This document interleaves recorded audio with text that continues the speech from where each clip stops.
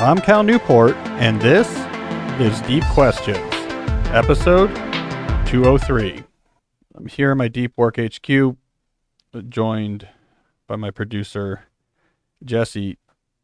Jesse, it took me, 6 months to stop calling you my professor?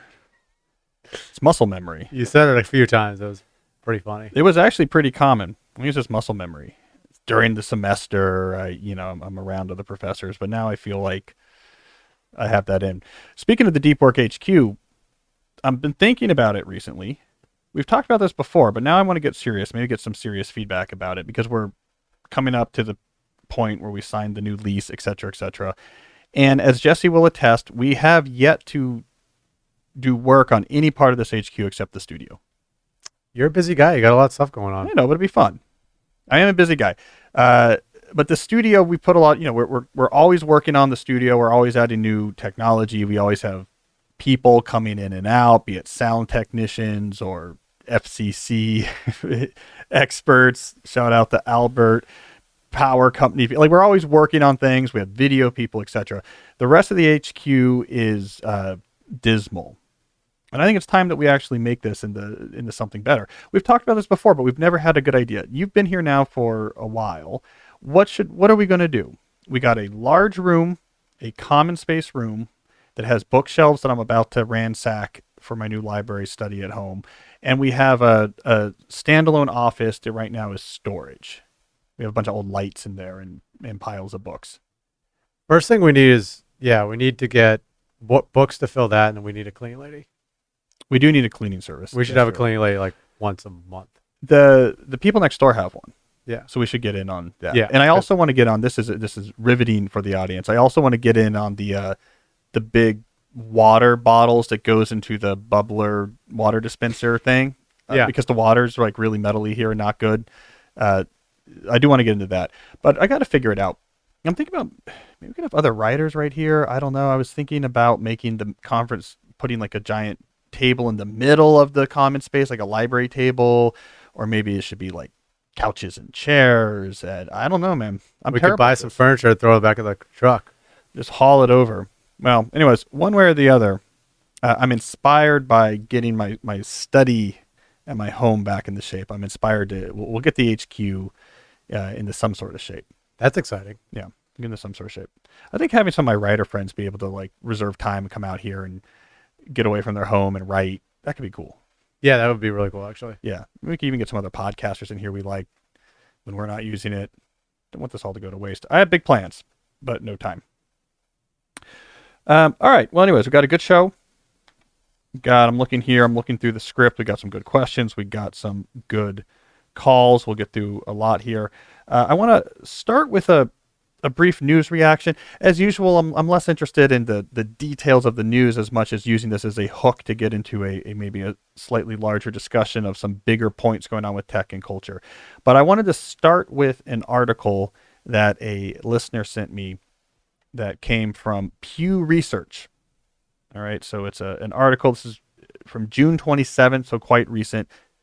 For those who are watching on YouTube, youtube.com/Cal Newport Media, you can see the article. Those who are listening at home, I'll narrate it. The title of this article is Twitter is the go-to social media site for U.S. journalists, but not for the public. And if we look at it, it's based off of a survey. So a recent Pew Research Center survey of people from the news industry. So we have reporters, editors, and others working in the news industry. I want to hone in on one particular chart, which you should be seeing. I'm going to scroll this up now. There we go. So you should be seeing this chart if you're watching online. Basically, if you're listening, here's what it is. It's two bar graphs. On the left, it shows for each of these common social media style sites what percentage of U.S. journalists say they use that most or second most in their job. And then on the right, it is what percentage of U.S. adults say they use that particular platform regularly to get news. So we're comparing the platforms that journalists use regularly when their top two sites they use in their job versus the websites that the average U.S. adult uses to get news. That's the comparison being shown here. Left is journalist, right is adults. The big thing you'll notice, and this is from the headline, is that for the journalist, Twitter dominates. 69% of the journalists surveyed say Twitter is their top one or two platforms they use for their job. You look next to it, you look at US adults, and you see Twitter is 13%. 13% regularly use that to get news. So there is a major difference between the digital world in which journalists live versus the digital world in which most US adults live. Journalists are very Twitter focused. That is where they find news. That is where news is discussed. The average American adult is not. Now, this matters for a couple reasons.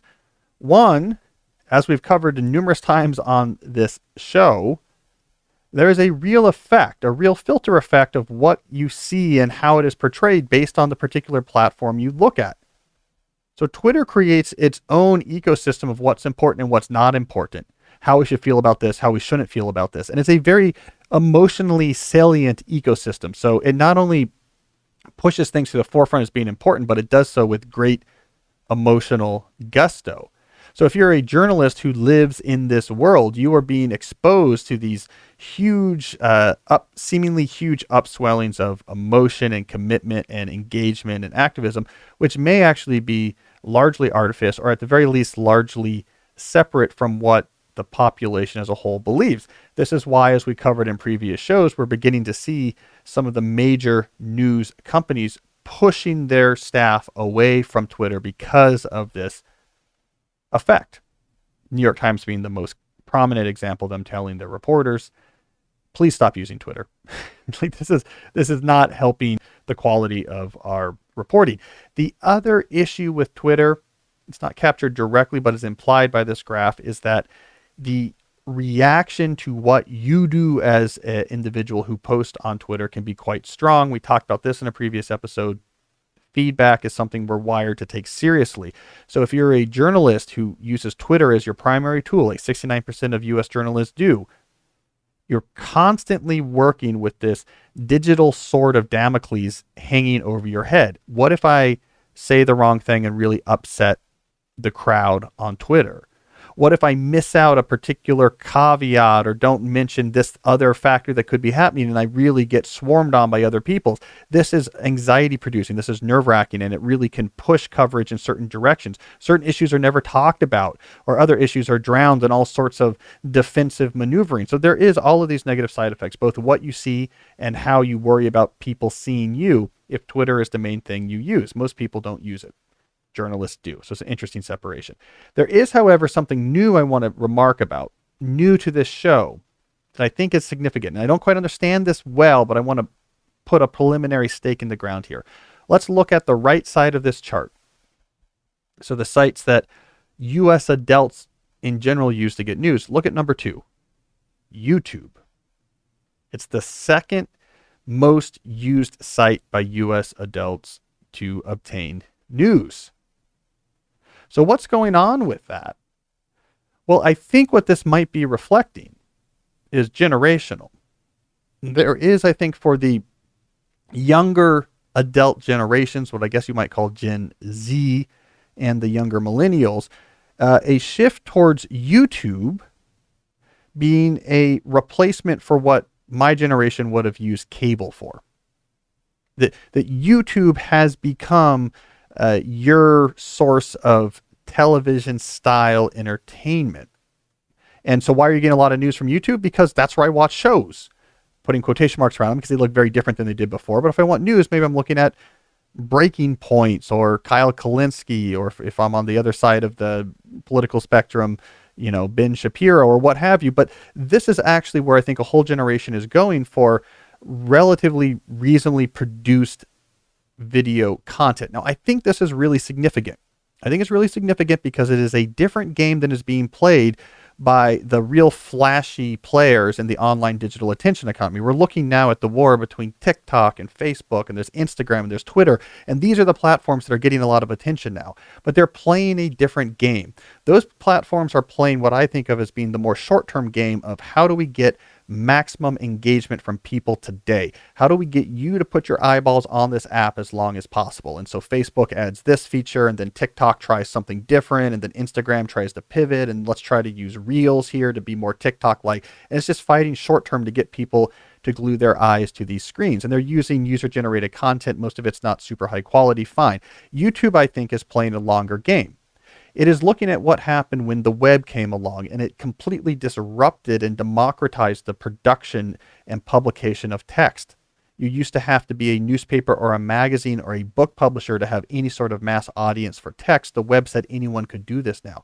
YouTube is doing this with video. And I think it's a really important shift. It's going to change long-term how we consume and produce video content away from the TV and towards these new sort of mediums that YouTube is experimenting with.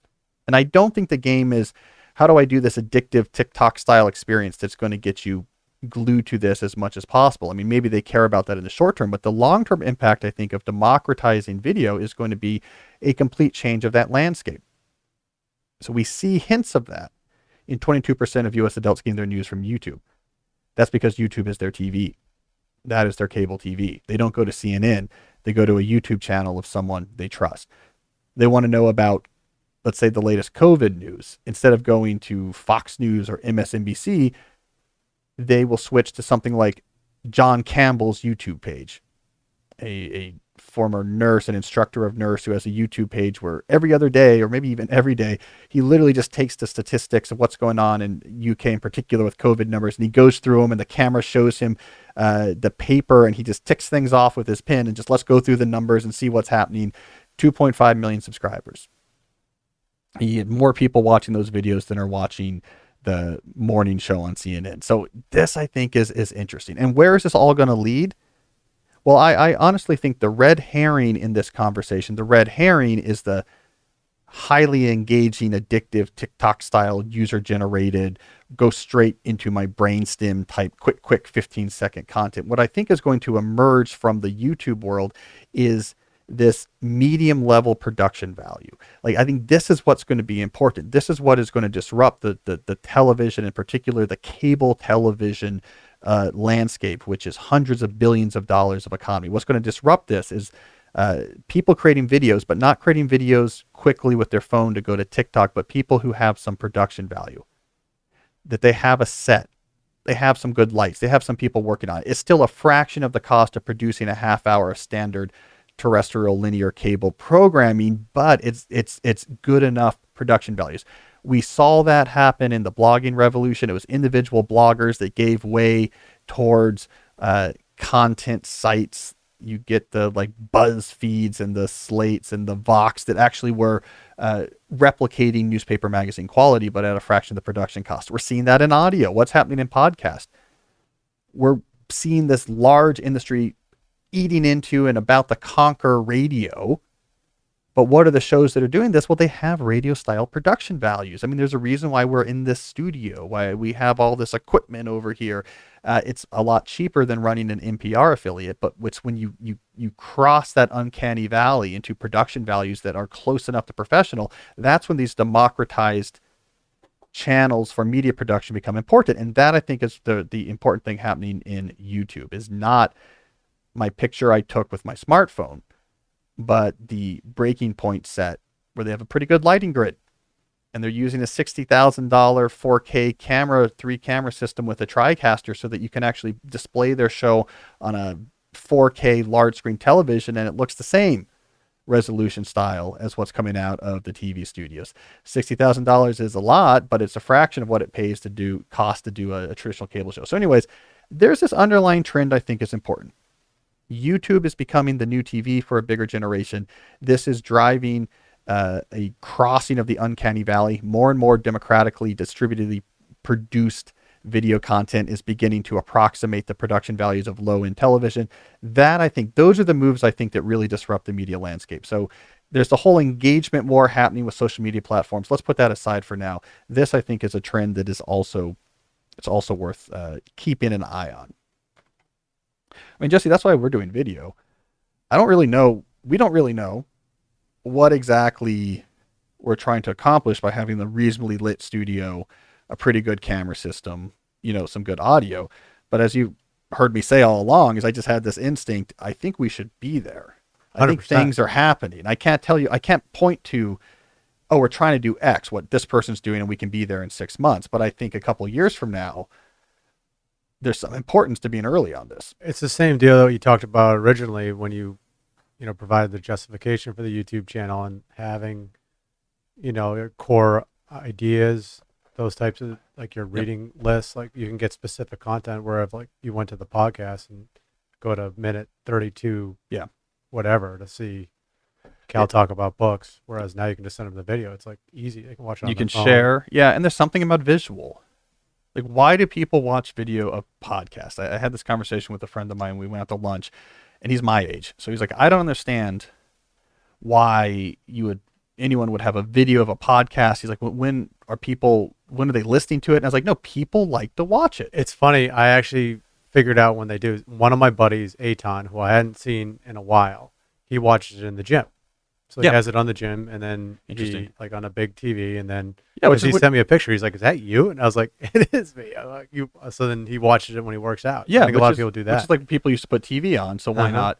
I think the sports radio people figured that out, right? Especially like the early Dan Patrick, Colin Cowherd, like they figured out people like to see you, even if it's just they're in their studio with their fancy mic and they're just sitting there talking. Something about it is just that was really compelling. There's the Sports Junkies is a morning sports show here in DC. They're now televised on the NBC Sports Network, right? It's just 4 guys around the table talking, but that is like compelling television. There's something. Don't underestimate our attraction to the visual. So I don't think the model's there yet. Like obviously the monetization model is coming there for podcasts. I mean, the ad rates are good. Really good shows are getting bought up in the networks for real money. People are making more on podcasts than they would have made in low end TV. So like the model is there for podcasting. YouTube, not really. I mean, there's like the super like professional YouTubers trying to do the Mr. Beast style. I have millions and millions of viewers and trying to that game. But I think there's another video game that hasn't emerged yet, where like high quality video approximating cable, where the revenue is not from some incredibly low CPM automated YouTube ad, but from something else. And maybe it has nothing to do with YouTube. It's on private apps or networks. I don't know, but I mean, I think there's something. Well, even on Tyler Cohen's podcast recently, he was talking to Horowitz and what's the partner's name? He was talking to the partner, and they were talking about how Andreesen. Yeah, Andreesen. Mark Andreesen. Yeah. And he was talking about how the economic model for podcasts actually isn't there yet. And Interesting. He's like, it's starting to get there, but it's still. He was explaining it. He did a much better job of explaining it than I did, but it was pretty cool to listen to. Yeah, because I know 2 people, not well, but just like I've crossed paths with them or talked with them, who in the last year or 2 have done 7-figure deals for podcasting. I mean, the interesting thing about that is, like in writing, for example, which has been around forever, 7-figure deals are very, very hard, and they're very, very rare, right? I mean, the level of success you have to have in the world of writing in terms of where you rank among other writers to do 7-figure deals is like really at the tippy top. These guys doing 7-figure deals for podcast are not at that super elite level. It's not like, okay, these are the names. I mean, if you're doing a 7-figure deal for a book, people know who you are. Mm-hmm. These are not podcasters who people like, oh yeah, I know that show, right? So there's something interesting going on. I think it's a highly monetizable world. It's I don't know, Jordan Harbinger and I talked about this when we did, it's last summer. I don't know. I had him on the show a while ago, and we got deep into the economics of podcasting, and we tried to get into this. And I was kind of arguing that the peak of, you can make a good living is actually way broader on that than in other things. He kind of disagreed. But anyways, something's interesting going on. When I know 2 people who's like, if I grab someone on the street and said their name, they don't know who they are, but are doing these 7-figure deals. Something's interesting going on, because in almost every other media, if you're doing 7-figure deals, at the very least, you're a popular host of a radio show. You're like, you have a pretty good prime time, maybe early prime time cable news show.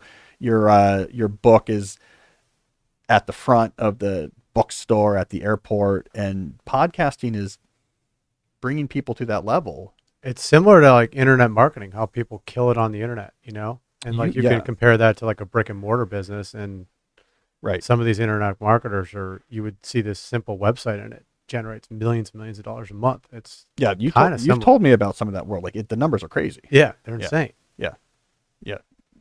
Forget 7, right? Talk 8 figures It's or more, right? insane. Yeah. Some of them. I mean, it's really hard to figure out, but if you figure it out, but even like the 7-figure ones or whatever, that's doable. Yeah. So it's interesting. I love those trends. So I think video, so audio is getting there. Text never got there. It was the upper limit for monetizing democratized text after the World Wide Web came along. The upper limit there was the ceiling was relatively low. Like Andrew Sullivan could get high 6 figures for the Daily Dish, but it was a huge pain. It was a huge pain technically. I think some people now with Substack can do like high 6 figures, but it's like that's a ceiling for people who are at the very top of the game, the very top of their pyramid. Audio seems to be, better. Like I could replace my Georgetown salary with what we're doing right now, which is a half day a week. So that's like something's happening there. And we see these people doing 7-figure stuff. Mm-hmm. And video, I think, is going to maybe have an even bigger ceiling. I just don't think it's figured it out yet. Obviously, YouTube ads is not what is going to monetize video in a meaningful way. It's just the numbers aren't there. It only rewards virality and certain types of like content that serves to the algorithm. But I think there's going to be monetization that gets free from the algorithm. So we'll see. That's kind of what Mark was talking about. Right. So that's what he was. I can't really explain it well, but I'd have to listen to it again. But he was talking about some stuff. This was on Tyler Cowen's podcast kind of recently. Yeah. I just listened to it last week. Andreessen and Horowitz were both. It was just Mark. Just Mark Andreessen. Yeah. On the show. Interesting. He reads a lot too. You'd probably get along with him. Never met him. You guys, I could tell you guys would be able to talk about a lot of stuff. Yeah. Well, speaking of talking about stuff, let's do a couple ads, as that's what actually allows us to keep speaking of monetization. Let's do a couple ads here, and then we can get into some questions.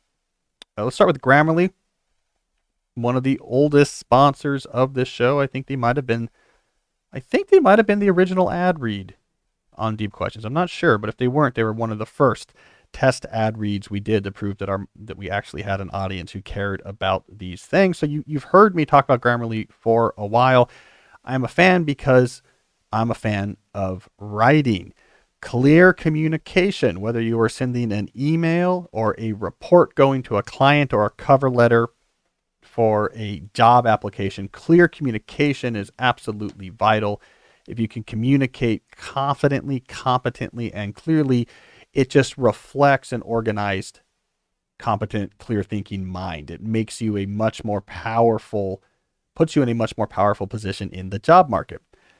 Grammarly can help you do that. It's an all-in-one writing tool that helps you churn out clear, concise communication quicker than ever. And when you use Grammarly and its premium product, Grammarly Premium, you get access to some pretty cutting-edge tools. It doesn't just fix your grammar mistakes, which, by the way, you have to do. You cannot have grammar mistakes in your writing, but it can do much more. Are you trying to nail that perfect cold pitch? You can use Grammarly's free tone detector to make sure you're making the right impression. Let's say you have an idea that you're trying to get out clearly.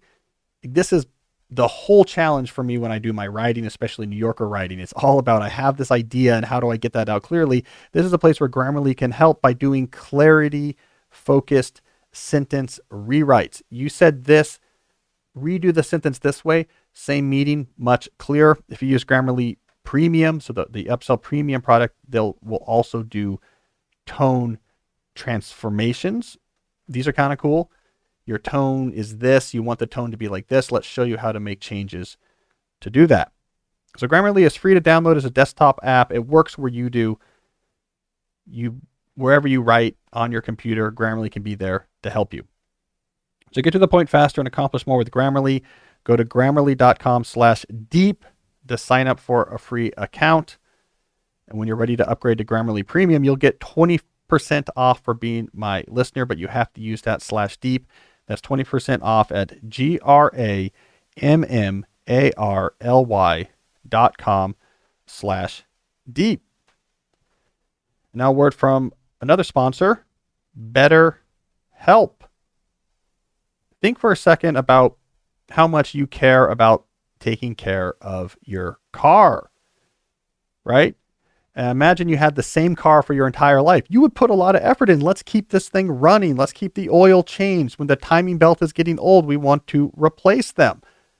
Well, we're stuck with our same brains for our whole life, so why aren't we treating them the same way? How you care for your mind will affect how you experience your life, so it's important to invest time and care into keeping our minds healthy.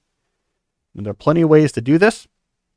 You can challenge your mind by learning a new language. You can take naps. You can, of course, listen to the Deep Questions podcast. But you should add to the list BetterHelp online therapy. We live, as always, in challenging, uneven times. I talk to a lot of people who are struggling in the mental department. Maybe it's anxiety. Maybe it's depression. Maybe it's a sense of pervasive overload. Therapy can help. Therapists are in a lot of demand right now. The one that happens to be down the street might not have any slots open. This is where it's great to have an option like BetterHelp. It is an online therapy tool that will allow you to connect with therapists without actually having to be right there. It does not have to be someone who is local. So when you use BetterHelp online therapy, you get video, phone, and even live chat only sessions. You don't even have to use the camera if you do not want to actually be seen by the other person, whatever makes you comfortable. It's much more affordable than in-person therapy. It gives you access to many more potential practitioners than doing traditional therapy where you're limited to your local neighborhood. You can be matched with a therapist in under 48 hours. Our listeners get 10% off their first month at betterhelp.com/deepquestions. So if you go to betterhelp.com/deepquestions, one word, you will get 10% off your first month. That's betterhelp.com/deepquestions. All right, let's do some questions of our own. Some deep questions of our own, Jesse. I have 2 in a row that are about children. So I figure we'll start off our questions today with a child question block. Our first one comes from Sarah. Sarah says, I'm particularly fascinated in digital minimalism from a parent's perspective.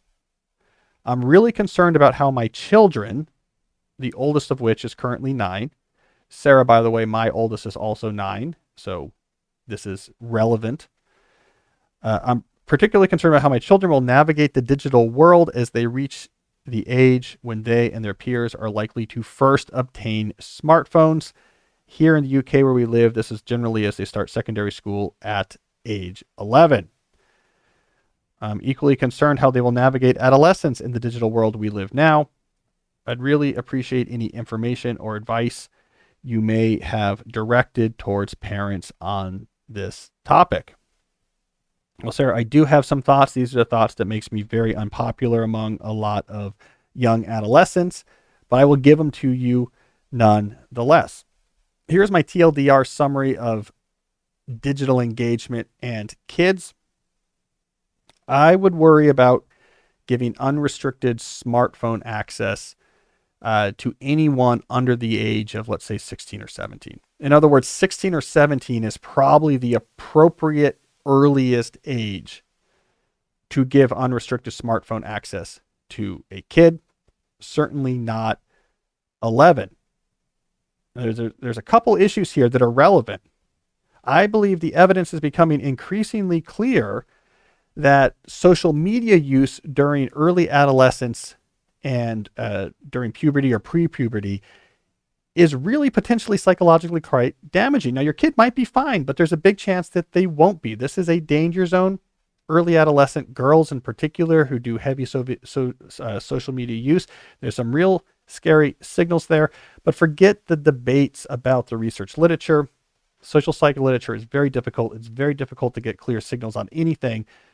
Just look at the target audience itself and see what they self-report.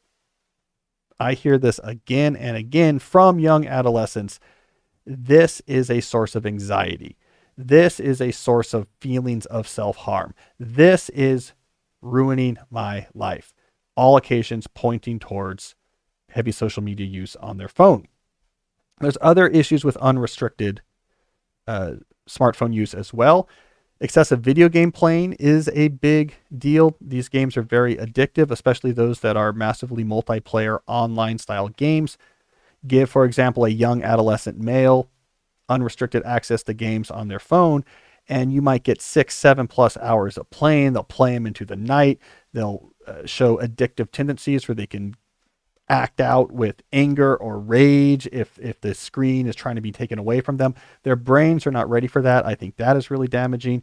The other issue is pornography. You give unrestricted smartphone use to a 12 or 13-year-old, you are going to potentially generate some real issues with their developing sexuality. You might also develop some real issues in how they actually relate to or treat with respect or not the opposite sex. These are real issues. And we shrug our shoulders at it and say, yeah, but the other kids are doing it. And I don't think that's a strong enough rationale. So what should you do instead? At the appropriate age, get them a phone with text messaging, but does not have the standard OS that can run social media apps and unrestricted web browsing. Get them a dumber phone, a feature phone that has text messaging. Sure, that's useful.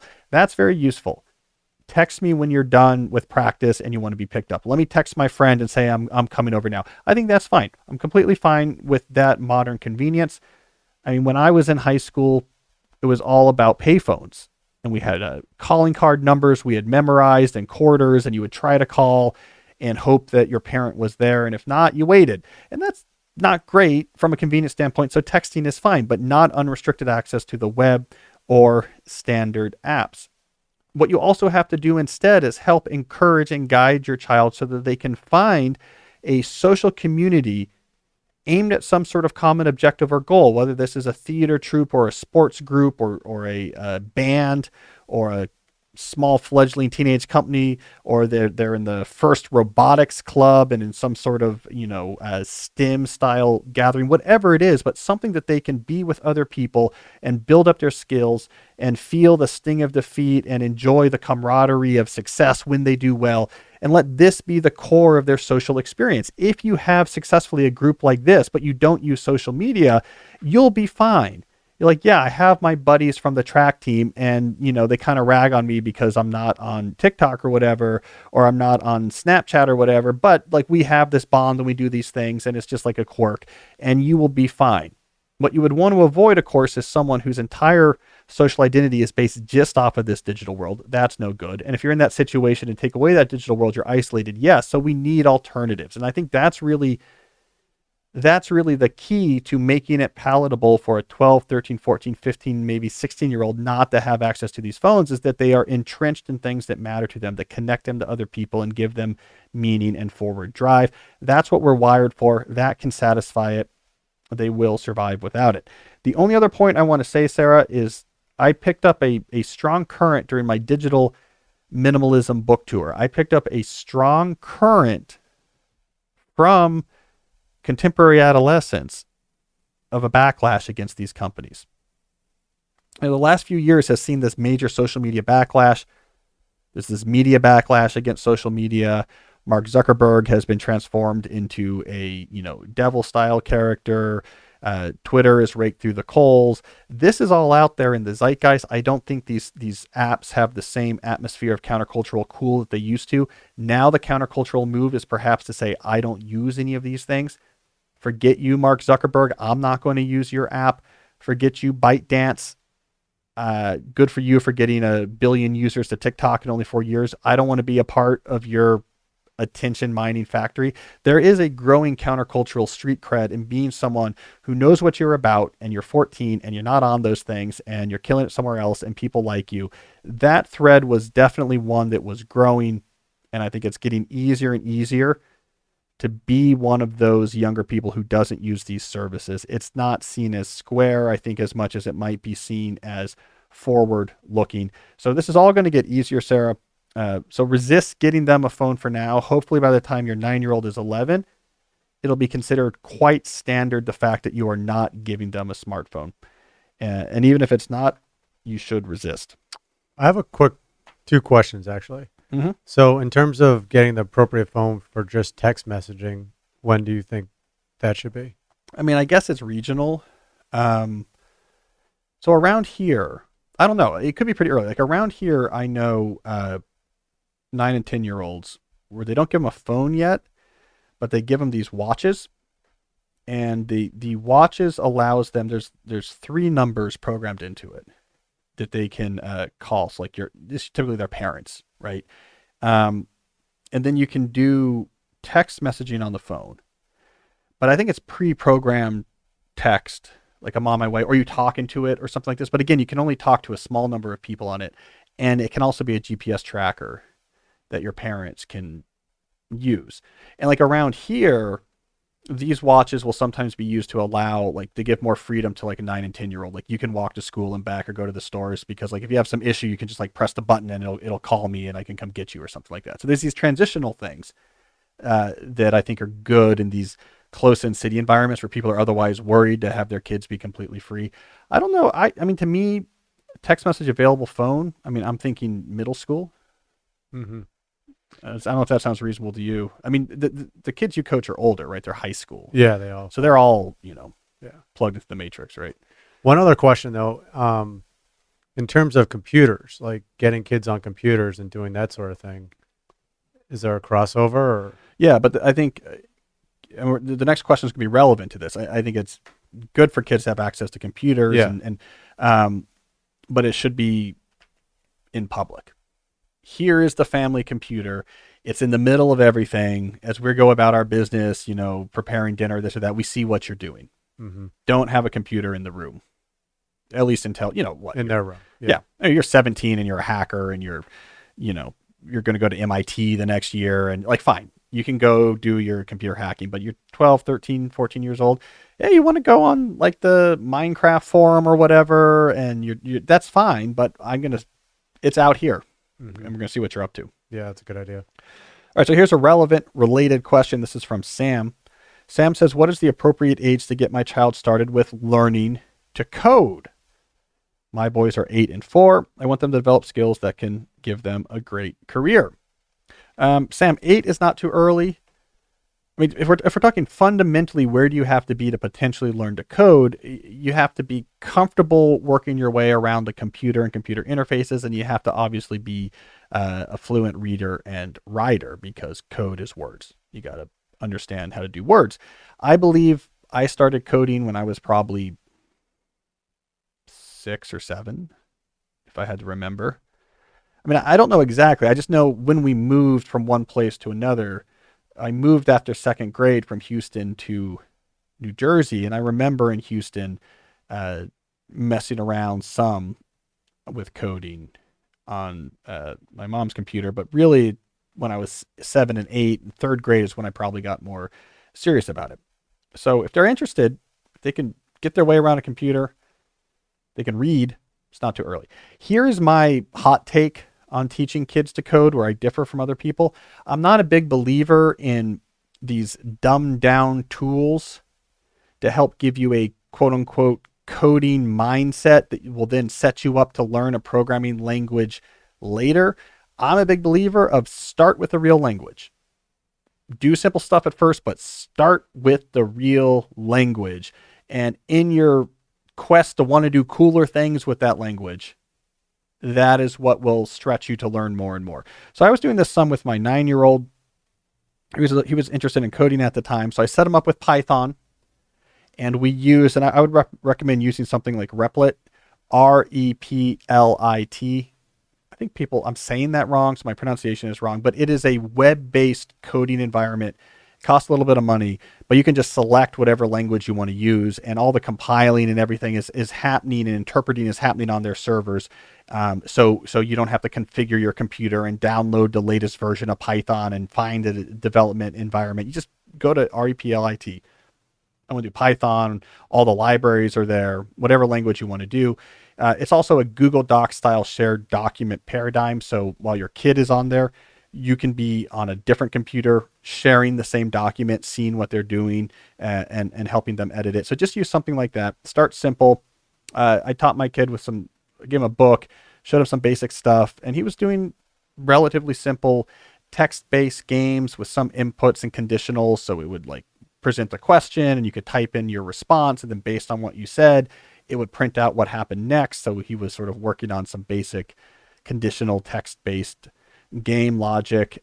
He kind of lost interest, but it was not a far step from there if he was really into it, into building out maybe more of an engine for those type of games, then moving on the graphics, maybe using something like Pie games. You would be surprised by how young people can master relatively complex syntax and procedure.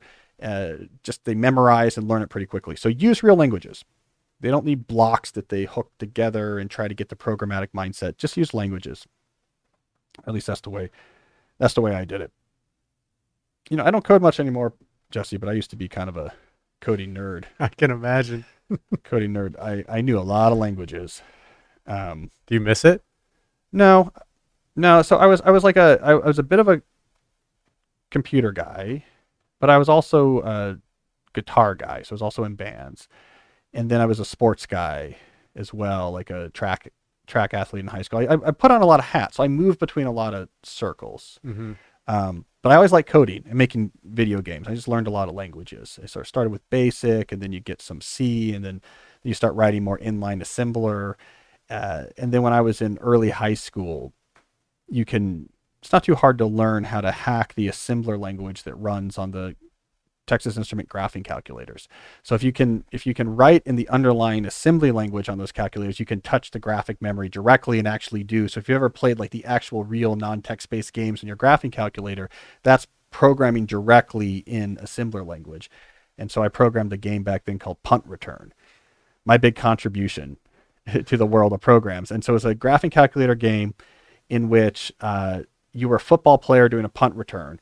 And so you were kind of on the bottom of the screen, but you would see the football field, the yard markers kind of scrolling past, and defenders would come on the screen, and you would have to maneuver your way around them. And if you could get past enough defenders, you'd get the touchdown. So that was my big contribution to the world of programs. But then I went to undergrad, was doing computer science, doing research, systems-y type research, and so doing some coding and stuff like that. And then when I got to MIT, I just decided I don't want to program, and I joined a theory group, and that was it. And I stopped programming. So we got to MIT, joined a theory group, and that was the end of my programming days. And so now I'm really out of shape. I don't know the modern language. I mean, that's not true. I program some games for my kids in Python and stuff like that, but I'm no coder. So is the theory group, in terms of computer science, is that like if you're a mathematician going into like applied math? Yeah, they do have applied. It has a porous boundary with the applied mathematics group at MIT. But yeah, then a lot of the financial guys use applied math and like stocks and stuff. Yeah, so there's an applied math. If you look at, and I did recently, it was for my book for various reasons, I was looking at recent hires in the applied math department at MIT, and some of those recent hires are doing things that could just as easily be within the theory group in the computer science department. So there is a porous border. The theory group at MIT was so cool because there were so many world-class famous minds that were all just on this same floor. And I talk about it on the show sometimes, but it was still really cool thinking back. Like, here's multiple MacArthur Genius Grant winners, multiple Turing Award winners, the people who invented all the things. Here's the guy who invented public key cryptography. He's the R in RSA. Here's the guy who became an MIT professor at 18 because he, beautiful mind style, proved this big thing about rigid geometry. When he was a teenager. Here's the person who invented that.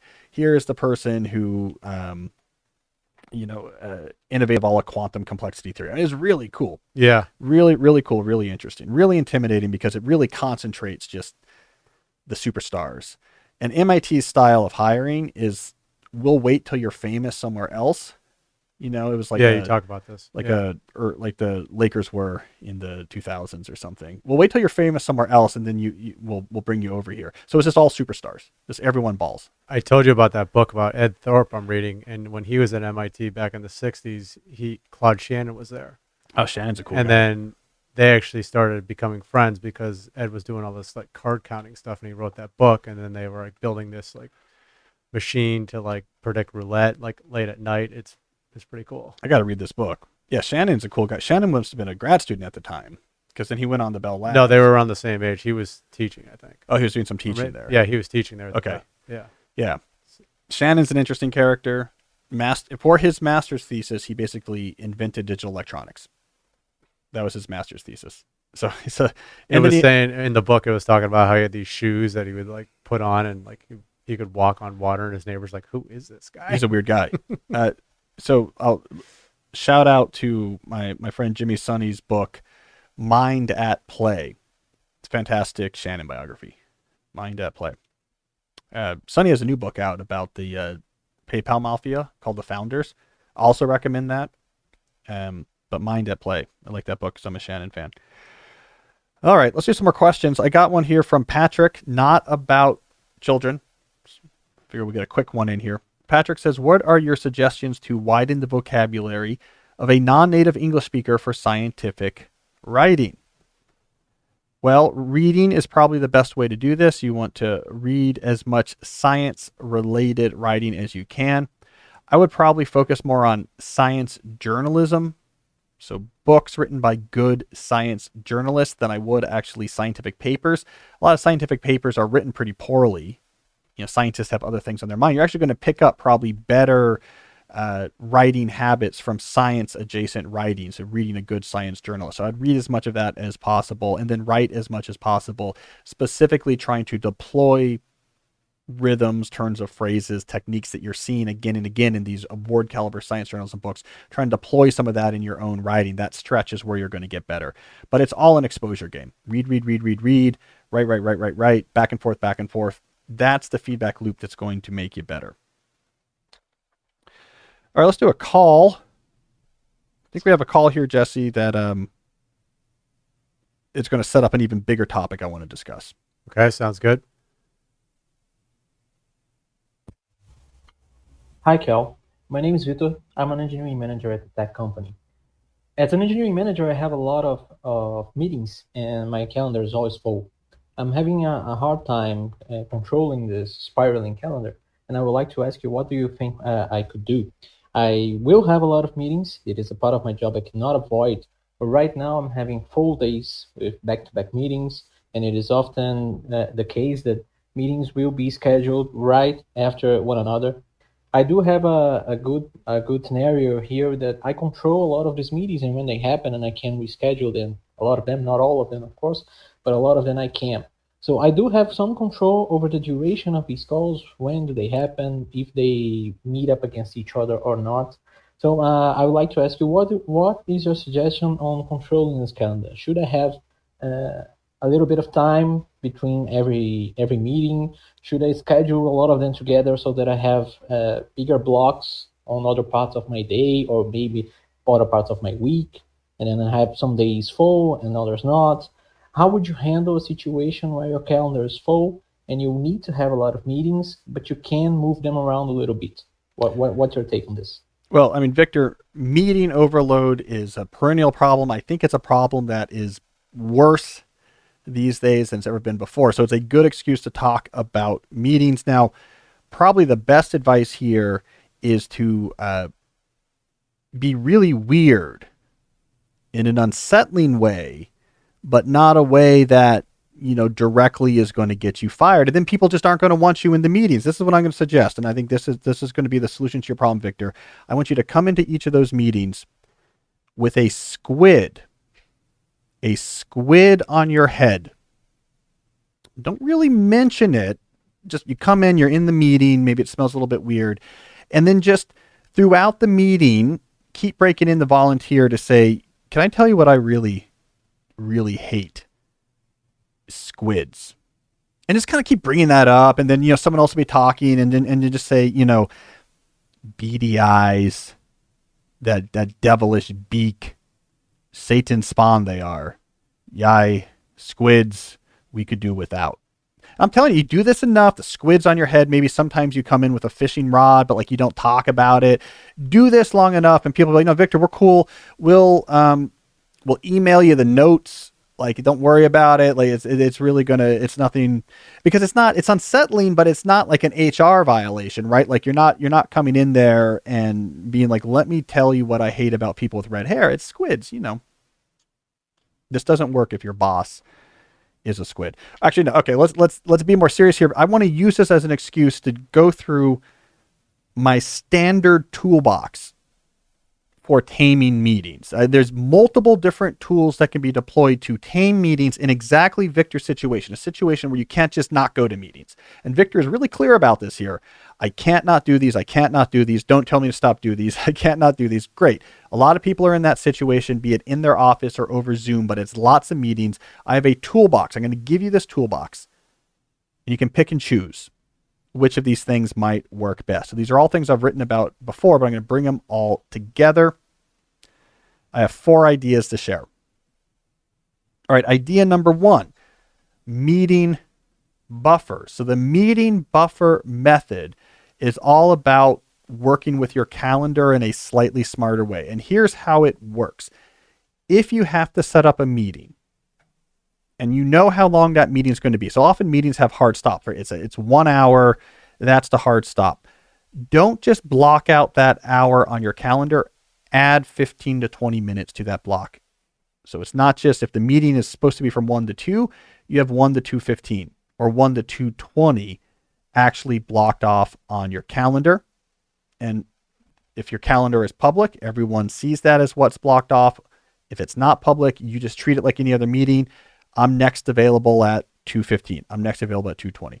What you then do with this 15 to 20 minute buffer period is that is where you process everything that came up in that meeting, to get it out of your mind, to take the small steps, do the small tasks that can be done right away, to capture in whatever systems you use the longer term tasks. It is how you clear out the mental buffer before the next meeting.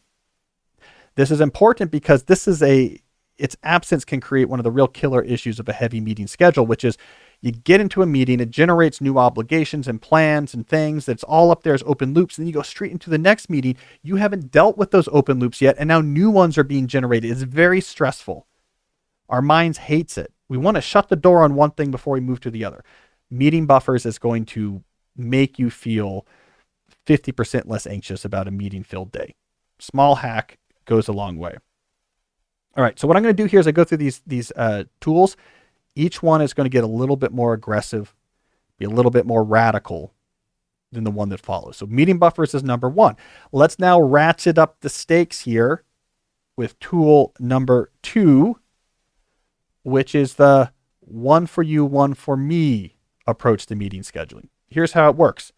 If I'm putting a meeting on my calendar, I need to then, within 1 week of that date, so let's say 5 work days, schedule an equal amount of time that is protected time for me to just work without distraction.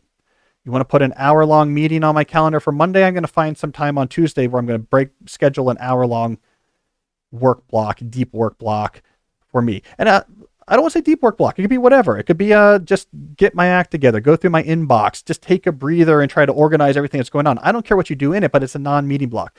1-to-1 ratio is the default application of this tool. 2-hour meeting here, I have to find 2 hours later in the week that I protect. And when it's on my calendar, I treat it as a meeting with myself. That time is no longer available for other people to come and take it.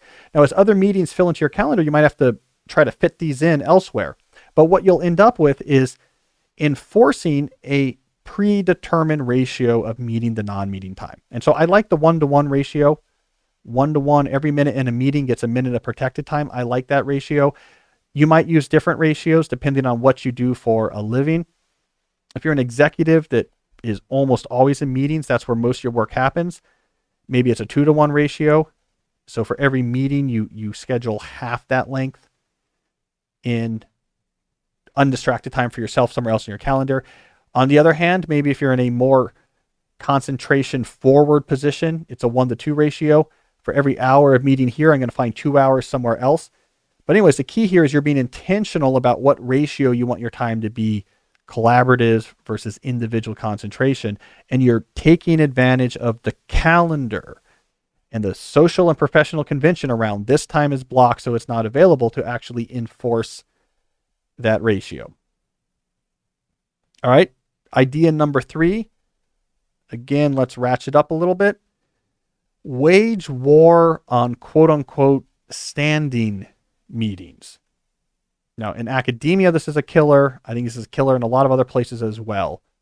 It is people who have been assigned, okay, we're working on this obligation. Here is a project that, me and Jesse and this other person have been assigned to work on. This is an open obligation. I'm stressed. Like, how am I going to make progress on this? I don't listen to Cal Newport, so I don't do multi-scale planning. What is the easiest thing you can do in that moment to assuage your anxiety about making progress on a project? You say, I know what we'll do. All right, Jesse. All right, other guy. Standing meeting. Let's just get a meeting on repeat so we know at the very least every week, Tuesday at 2:30, that we get together on Zoom and we talk about this thing. And now I can be like, whew, this will be, not forgotten because I trust meetings on my calendar.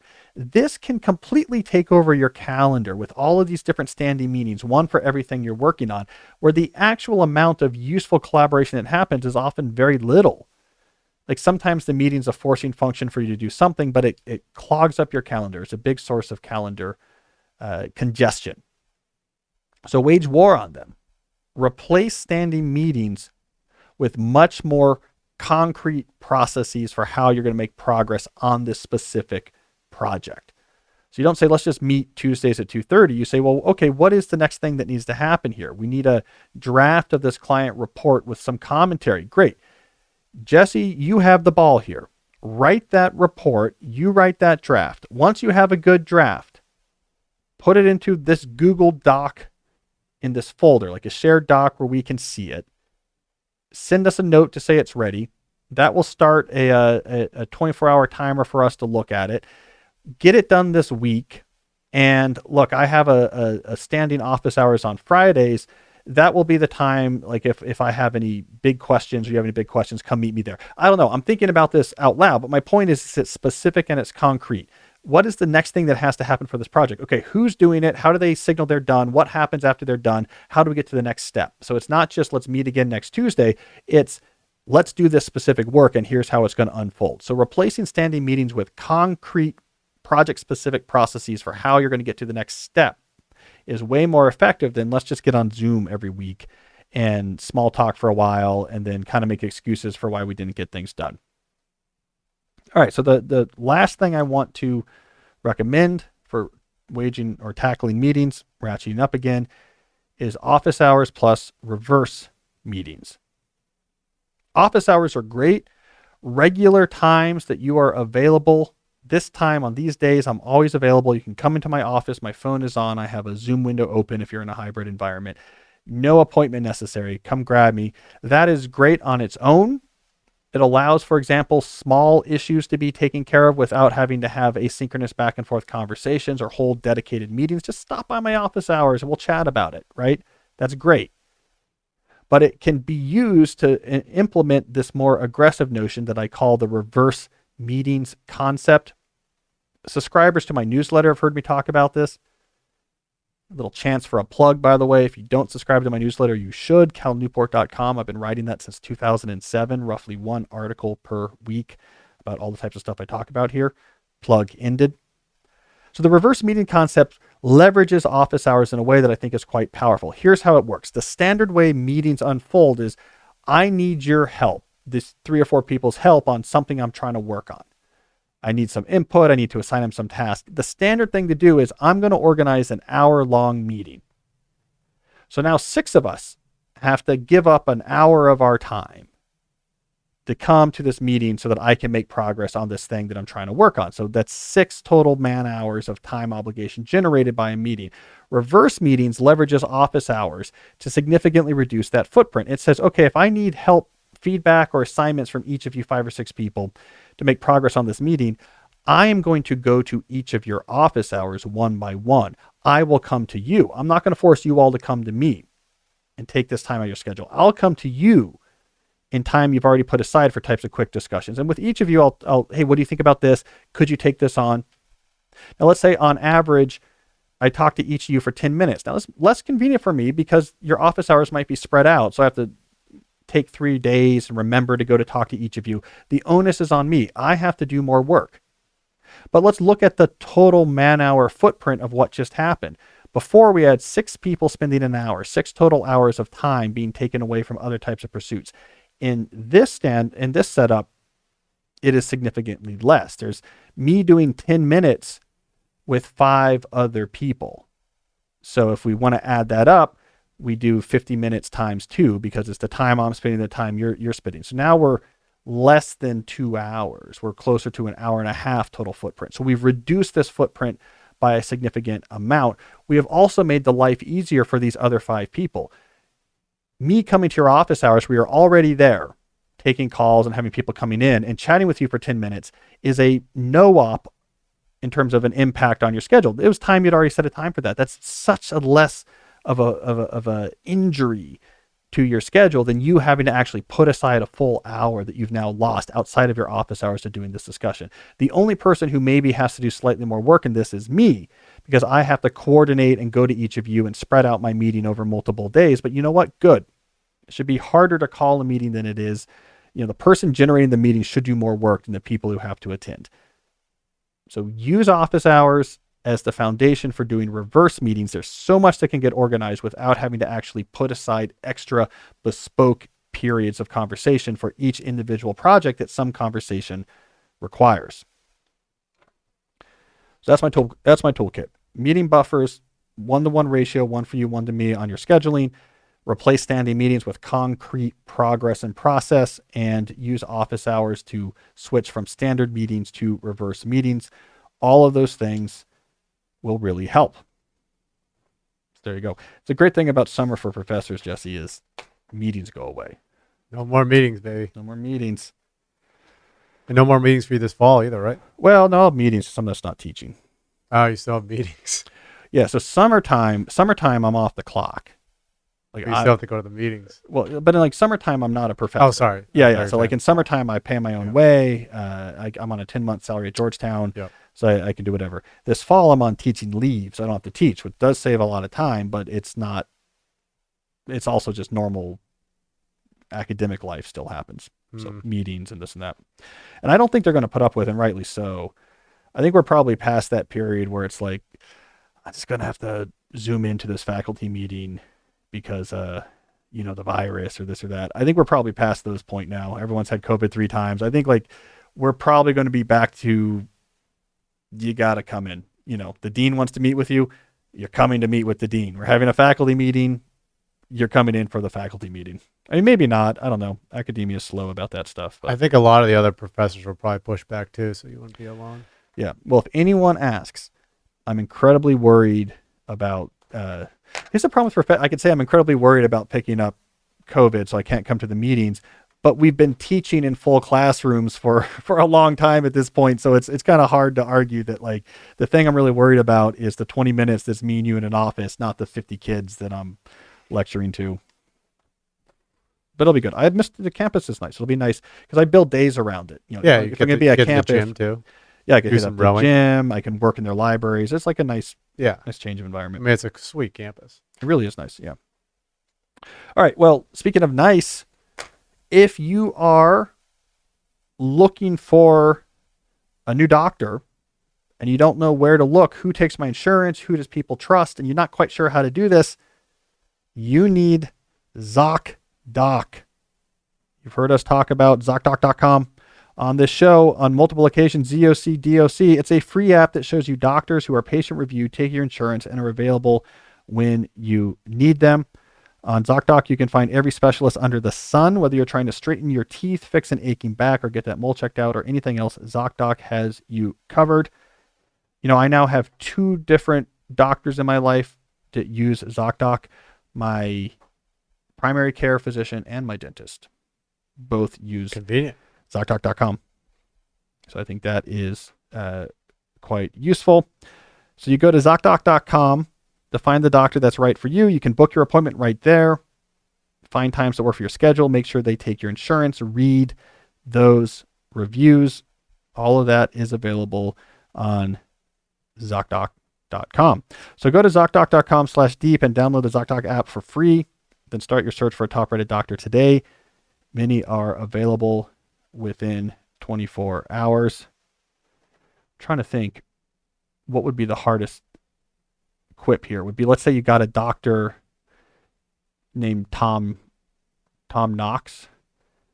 I got my Doc Tom Knox on ZocDoc.com. I'm trying to think what would be the most challenging possible read here. My Doc Tom Knox on ZocDoc.com. Printed on a dot matrix. That's like a Bill Burr ad right there. Yeah. No, I think Bill Burr would then, tear the company, like really go after the company. I heard him on Tim Ferriss's television show. You know, Tim Ferriss has a television show. It's like on DirecTV. I did not know that. Yeah. I saw that he's recently on an episode again. He's been on it before. So that Bill Burr episode of Tim Ferriss is the audio from Tim's television show, Fearless. And you can watch it on YouTube. Okay. It's like a huge studio with like an audience, Yeah. and it looks like He did that show like several years ago. So He's maybe been reposting a lot of those. So you think this is a repost? It's got to be, because I think, because he's been, I mean, I've listened to a bunch of those first ones. I think the Fearless he did like 3 or 4 years ago. Yeah. But so what we're trying to say here is that Bill Burr supports ZocDoc.com, in particular his Doc Tom Knox that Bill Burr found on ZocDoc.com. So that's ZocDoc.com/deep, ZocDoc.com/deep. I almost got it perfect, Jesse. I made one mistake. One mistake, but pretty good. Let's also talk about Eightsleep. Listeners from last week know Eightsleep is the ultimate game changer for good sleep, because it allows you to control the temperature of your sleeping environment. You put on the Eightsleep pod cover, and you can adjust the temperature of your mattress from being as cool as 55 degrees to as hot as 110 degrees Fahrenheit. Clinical data shows that Eightsleep users experience up to 19% increase in recovery, a 32% improvement in sleep quality, and 34% more deep sleep. I need coldness to sleep, so I am a big Eightsleep fan. If I can make my mattress cool, I am happy. As I threatened last week, I'm going to start wearing my Eightsleep Pro pod cover to the podcast, draped around me, set to 55 degrees so I can be cool. I'm going to bring it to my classroom at Georgetown as well. Heat is not something I love, so I am a fan of Eightsleep. So go to eightsleep.com/deep to redeem exclusive 4th of July savings and start sleeping cool this summer. Eightsleep currently ships within the US, Canada, and the UK, as well as select countries in the EU and Australia. That's eightsleep.com/deep. All right. What do we got here? Do a couple more questions. I always check out our time. Let's do a couple more questions here. This one comes from Maria. Maria says, my goal is to read more.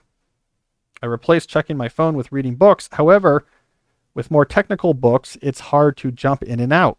So I find I struggle to make progress.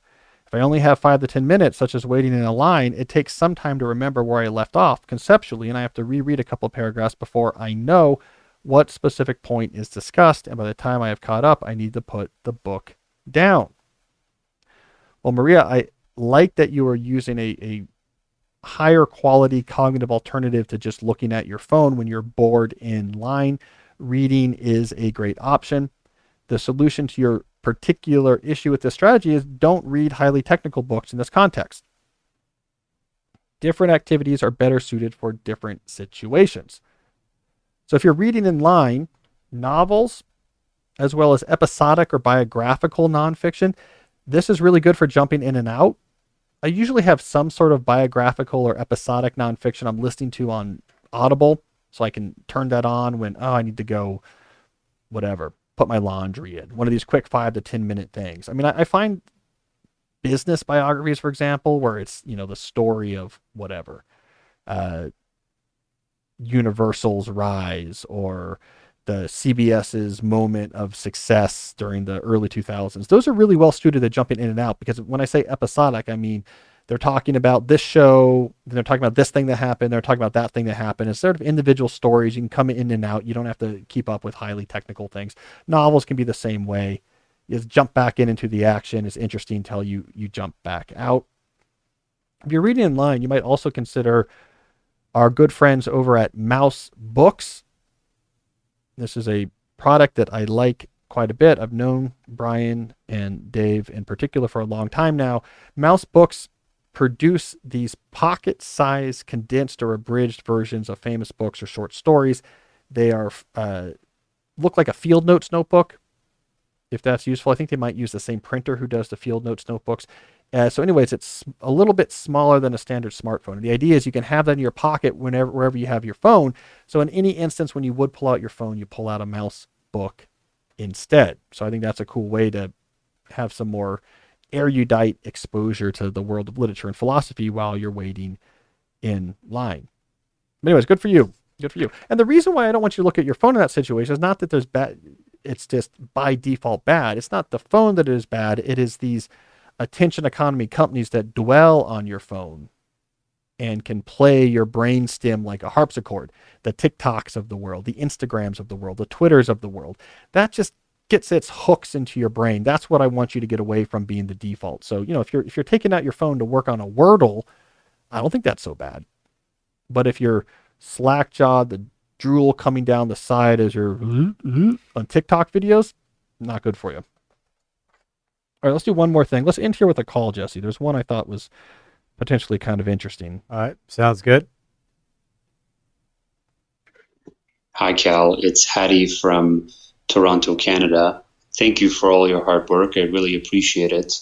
The question I wanted to ask today is, given most people's inability to change the way they think and do things and take on high quality leisure and focus time, I've realized more recently after doing the Clifton strength test that not everybody possesses the skills to focus, think big picture, consume high quality content, really think about everything that you talk about. So I'm starting to think that there are characteristics that make people more able to adjust to your way of thinking to really get an edge on everybody else. And so I was just wondering, do you have any advice for helping people who don't naturally gravitate towards focused work to do more of it, to consume better media, to get less distracted? Because I think it comes easier to some than it does to others. Thank you so much, Cal. Bye-bye. Well, Hattie, it's a good question. I agree with parts of your premise, and I vehemently disagree with other parts of your premise, so I think this will be productive to discuss. A quick aside, the Clifton Strength Finders is interesting. It's an interesting backstory there. So it was Don Clifton, this would have been much earlier in the 20th century, was really an innovator in using quantitative data to make predictions or assessment. So his strengths finders was a good example. You take this test and the numbers are crunched and they can tell you what your strengths were. They were also really ahead of the game on employee satisfaction. We run this survey by your employees and it crunches down to a number and we can figure out, who is unhappy, who is. They could do this with customer satisfaction really well. Let's give this standard survey. We crunch the numbers and get a score that tells us, are your customers happy? Did this latest change make them more happy or not? So Don Clifton was really ahead on that. Our family's had lots of interesting intersections with the Clifton family. Really quick aside. All right. So Don Clifton starts this company, Survey Research International, SRI, based out of Nebraska in the late 1980s. They buy a market research company in Houston, Texas, where my dad was one of the partners. And then soon after, SRI bought Gallup, and they took my dad from the market research firm in Houston and put him in charge of the Gallup poll. And so I grew up kind of surrounded by the Clifton legacy.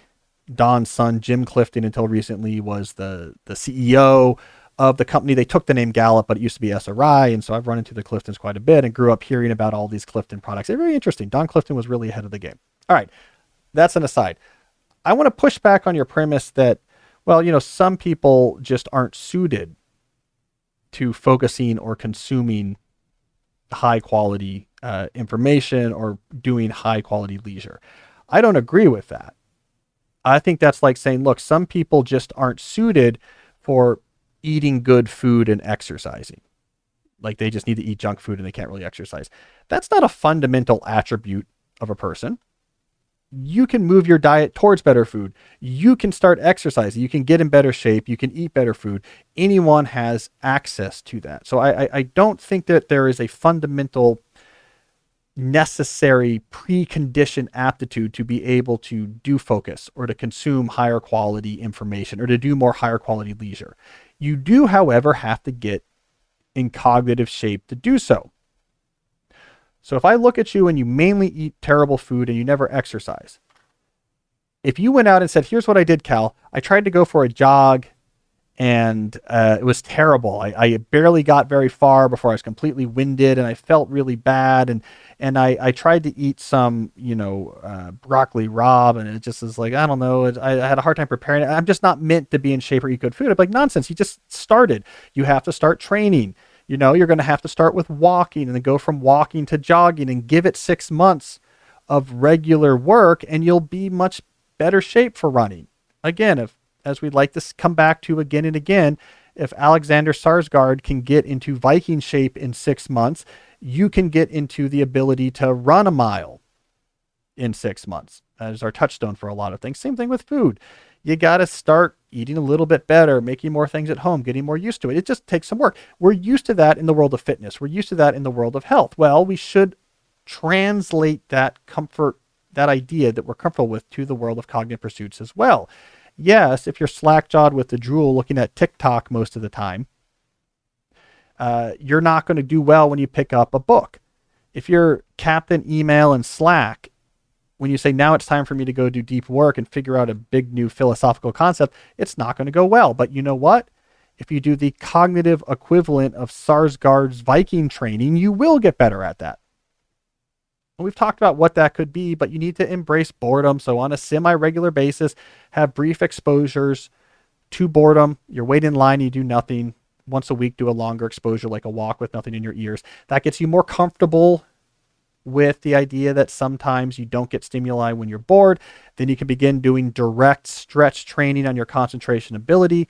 Do intervals. Here's my watch, 10 minutes, no distraction, or I have to reset the watch. Once you're comfortable working hard for 10, make it 15. You can slowly start pushing that up. Do productive meditation sections. One problem in my head, work on it while walking. When my attention wanders, notice and bring it back. Notice and bring it back. The walks can start small. The problems you're working on in your head can start easy. Expand and increase as you get more comfortable. You can do these things. You know what's going to happen over time? You're going to be more comfortable reading books, watching a harder movie and not having to look at a tablet, thinking about a hard business problem, writing something for 90 minutes at a time without having to jump to the cognitive crutch of looking at email or looking at Slack. You will get in better shape. And I think everyone should get in that shape. Just like no one should just be eating junk food and never move. You should not be in a cognitive situation in which you rarely challenge your mind or have any freedom from constant, highly optimized distraction. Now, what about the types of aptitudes that are pointed out in things like the Clifton Strength Finders test? I think we're talking about something different there. Now, you do a Strength Finders test, you might find I'm really well suited to coordinating teams is maybe more my strength than it is trying to come up with original strategy. Well, that's useful for shaping which direction you go in your career. But it doesn't mean you can't have a floor of cognitive comfort. If I can concentrate when I need to, I can consume higher quality leisure. Everyone can have that floor. The strengths might tell you what general direction you might want to go in your career. The other thing people talk about is, hey, look, maybe I'm not super brainiac. I'm not one of those MIT theory group professors that can, and this is a true story, move things with their mind. Just stare at something and make it move. That's how smart they are. That might be true, but those type of fundamental abilities, the sort of raw horsepower you might be born with, that's only relevant in terms of the ceiling you can hit, right? And again, we're comfortable with this when it comes to fitness. You're not going to tell me don't get in better shape and start jogging because you know what? You're never going to be on the Olympic team. Like your genes aren't going to allow you to actually run a fast enough mile to be on the Olympics. I say, that's fine. I don't need to compete with Olympic athletes. I need to be able to run a mile without throwing up. That's different. So same thing. You don't need to be able to move things with your mind like some MacArthur award winning MIT professor in order to be able to focus on a business problem for an hour and to be able to go on a long walk without any distraction. You can be in good shape without having to be elite. So that's what I'm going to come down on here, Hadi. Is yes, maybe we have different aptitudes that we should keep in mind when we do our lifestyle-centered career planning and try to think what we want our life to be like, what type of things we want to work on. But everyone should have a base level, and everyone can accomplish a base level of cognitive fitness. Just like you should with your physical health, your mind needs to have a declaration of freedom from the slack-jawed distraction and the easy diversion of email and Slack, the slack-jawed distraction of a TikTok or of an Instagram. You should be comfortable being alone with your own thoughts. You should be comfortable concentrating on something kind of difficult. You should be comfortable with self-reflection. Boredom shouldn't scare you. Everyone should be able to get there, just like everyone should be able to go on a light jog without dry heaving when it's over. So Hadi, I get the spirit of your question, but I'm going to push back on some of the specifics. Embracing boredom really works. Yeah. Like I heard you say that, I don't know, several years ago before I even knew you, and I started doing it. It was Did you notice the difference? huge difference. Yeah. Now I do it, and I see people, they can't do it. They don't even know what that means. Yeah. Well, for you, it must be really useful. You must notice it when you're doing even just casual athletic pursuits, right? Yeah. Like what about golf? If you're comfortable, let me just stay with what's going on in this game, Yeah, and not let my attention wander. really And helps. I'm assuming the players who look at their phone all the time in between holes, I don't even bring my phone. Like, they get distracted all the time. like the number of bad shots you make, your bad shot rate has to go up quite a bit, right? If you're It's constantly got to, context because I shifting. mean, say somebody hits a bad shot, then their reaction would be to look at their phone, say they get bad news, and that's like hitting two bad shots. Yeah. Or And- say they get, and then they're not there for the next shot, and it's a spiral. yeah. Yeah. And sometimes, like, you could have somebody, like, say you're like at a partner event or whatever, and they're on their phone the whole time. It's like they're not in the game. Like, They're not there. yeah. Yeah. Also, it feels bad. It's this weird trade-off. Like the state of constant distraction, it's appealing in the moment in the sense of it's I don't know, numbing. But it's not the same type of satisfaction of, man, it's beautiful out here. And I'm just enjoying it, and I'm walking, across the course, and the sun is starting to go down, and your mind is kind of clear and present. Like that's way more satisfying. Well, it's like you said, like way back in the day, how, the financials for these people is like 20x like what oil exploration is. So, Yeah. I mean, it's designed to do that, and it's working. Yeah. Yeah, they're really good. I've been going deep. They're really good at it. Like, as you know, I was writing right before this episode, and I have to run now to keep writing. I have a deadline, and I don't like to give details of articles before they're out, but I'm working on an article right now. And I have to go kind of deep into TikTok and their algorithm and its rise to fame. Let me just say this. Here's my summary. They're good at it. Like, they're good at it. Just like, what's that chicken everyone likes or whatever? I don't know the brands very well. Chick-fil-A? Chick-fil-A. Like, they're really good at cooking things where you're like, man, Yeah. this is really good. I really like eating this, right? Like, they're good at it. There's a reason why there's always a line there. Yeah. They're good at it. McDonald's fries, like, they're really good at it. You're like, I'm just going to keep eating these. Mm-hmm. I could eat a bucket of these things. TikTok is really good at just next thing, but it's just a different feel. It's like eating the McDonald's fries. You eat the bucket. Like in the moment, you're like, I kind of am glad I'm doing this. Then when you're done, you're not happy with the world. I think it's the same thing. You come off of like all the scrolling, like I kind of numb myself. I'm unhappy. It's just, it doesn't, it's distraction snacking. It doesn't serve what you really need. It doesn't serve the real meal that the brain actually desires. So there you go. I don't care what the strength finder says. Stop looking at your phone so much. All right. Well, speaking of stopping and working on deeper things, I got to go write. So let's wrap up this episode. Thank you, everyone who listened. If you like what you saw, you will like, I said it backwards. If you like what you heard, you will like what you see at our YouTube channel, youtube.com/Cal Newport Media. Full videos of full episodes as well as highlighted clips are available there. We'll be back next week with a new episode. And until then, as always, stay deep.